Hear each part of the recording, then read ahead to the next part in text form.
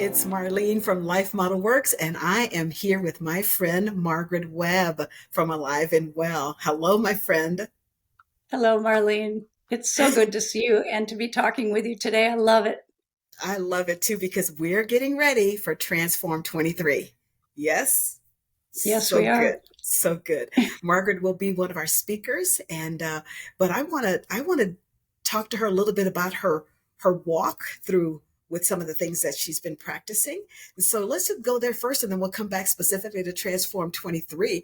And Margaret, you have to tell us, how has the life model impacted your life? That's a loaded question, but go for it.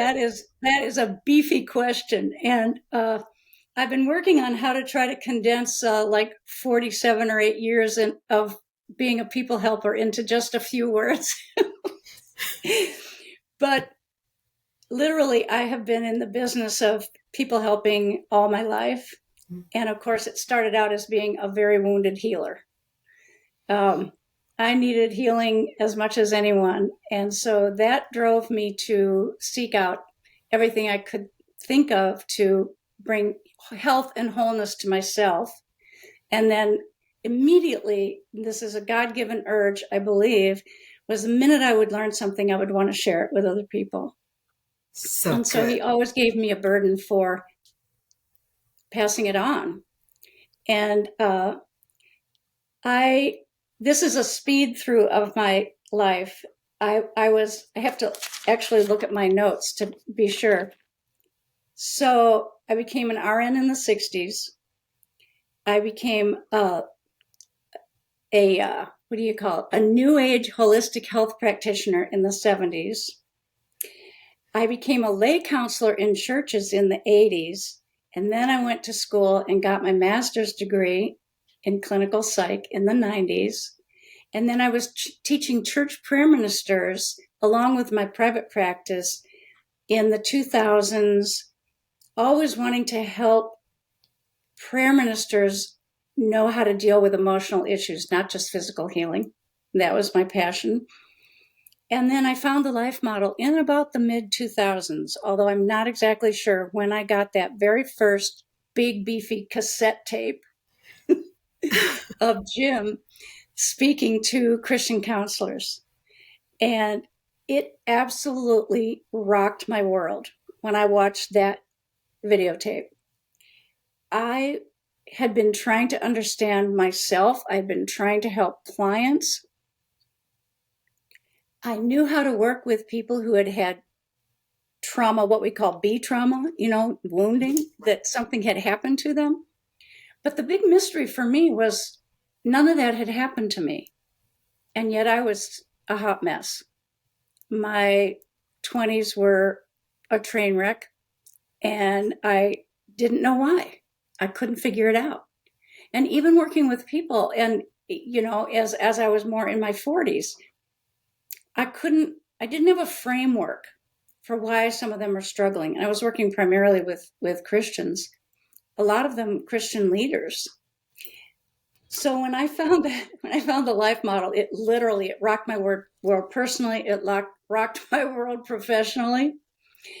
And it gave me a framework to understand what was wrong and what was needed. It also shifted my paradigm from totally a wounded paradigm, which is what the profession was primarily focused on. In fact, I go way back to the 60s when we thought all you had to do was push everybody's buttons, trigger everybody into trauma, and that would somehow help them. So it literally changed everything for me. And ultimately, I finally knew what God intended for me to do, which is a blessed thing. Because not only didn't I understand myself or know myself very well, but I didn't know what I was supposed to do here in life. And I found out that my primary calling was to help people link up with the real presence of Jesus. Wow. So it answered questions for your own life first, and then you were able to see that I'm going to help others. So, what is it in particular that struck you when you learned about the Emmanuel prayer that made you say, this is all I'm doing for the rest of my life? Yes. Well, when you sit one-on-one with people, hour after hour, year after year, and you are supposed to be the one who helps them, it's an interesting process. Uh, we learn a lot of things in grad school, and we have a lot of tools, but I wasn't really satisfied with the outcome. I know that Jim Wilder talks about this, Carl Lehman talks about it as professionals. You just do your best. Yeah. But when I found out that there was a way to actually help people interact directly with Jesus and have him bring his wisdom, his love, his guidance, his presence to bear on what they were dealing with, I was galvanized. I thought that was pretty good. So, of course, I started practicing it in my own life. I began tentatively trying it out with clients. I can remember the first time that I was listening to a young woman, and I said to her, you know what? I'm going to take my therapist hat off. I'm going to come over and sit next to you on the couch. And how about if I help you to just ask Jesus these questions? And wonderful things happened that very first time, and I was hooked. I thought this was the best thing since sliced bread, and it could put me out of a job. So I really mean it that I have resigned as the healer. I've resigned as the therapist because for me, watching Jesus work with people is better than anything I could ever bring. I am so convinced after, 12 years as a therapist that he is the greatest therapist. He's the best counselor. I see him do things I would never have thought of doing, of course. So yeah, I was just hooked. What else was I gonna say about this? Well, in my own life, I literally left the church because Christianity wasn't working as a relationship for me. Mm. I was 20 years old. It just wasn't, it hadn't done anything for me, honestly. And I'm not saying that it's like that for everyone, but for me, having grown up in a Christian home, both my parents were trauma victims. They didn't really know. They had no healing for themselves. WW2 generation, nobody helped them. And they were conscientious servants of the Lord, but they didn't know how to connect relationally. And they didn't know how to help their children connect. And it passed on a trauma that I didn't know how to deal with. Of course, in that subculture, I wasn't supposed to have any problems because I was raised in a good Christian home. So that's the people that I was working with, people like that, who couldn't understand why this thing wasn't working for them. And many of the people I worked with had never had a very direct personal encounter with the God they were serving. Mm. So that just turned my whole world upside down. Now, I resigned my private practice in 2000 for many reasons that, had to happen. But from then on, I was committed to helping people connect with Jesus. So good. Well, I can tell for Transform 23 that you're coming with a bucket full, a history, a rich history to share with us. And so what would you just take a few moments and share with us, what is it that you're planning to teach? Because we're talking about enemy mode and escaping enemy mode. And so would you just give us a little bit of a taste of what we can expect for Transform 23? Well, in my mind and in my own life, I would call enemy mode a distorted perspective. If you've done something that has gone crossways with me and I get resentful, I start bad-mouthing you to other people. I don't want to have anything to do with you, etc., etc. That is a distortion that comes from my own wounding, or it comes from faulty training that I've had. It comes from being vulnerable to the enemy, who, by the way, is in enemy mode all the time. Yes. He's in enemy mode with God, and he's in enemy mode with us. So our distortions are like having our radio dial tuned to the enemy's voice instead of the voice of our Lord. And so